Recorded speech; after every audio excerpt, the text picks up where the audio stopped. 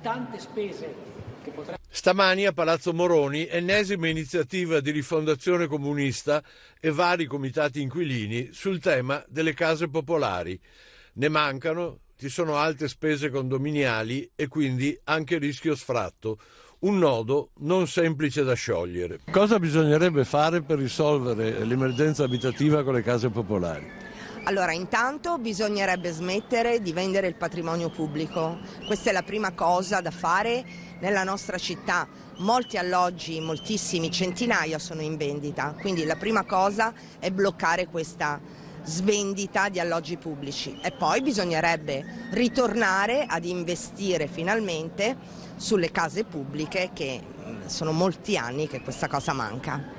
Tante iniziative, Paolo Benvenu, ma finora non avete raggiunto risultati. Adesso cosa sperate? Nel sindaco, nell'ATER? Qui ci troviamo di fronte a una situazione che, se non viene risolta, si tira dietro delle conseguenze gravi, perché il mancato pagamento delle spese condominiali vale come per l'affitto.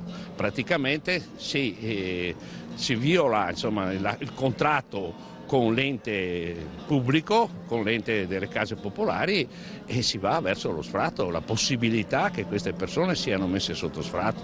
È una cosa assolutamente insostenibile e il Comune deve mettere riparo a questa questione, anche l'ATER e anche chi ha le disponibilità e che ha tratto grandi profitti, ad esempio sull'aumento delle bollette energetiche.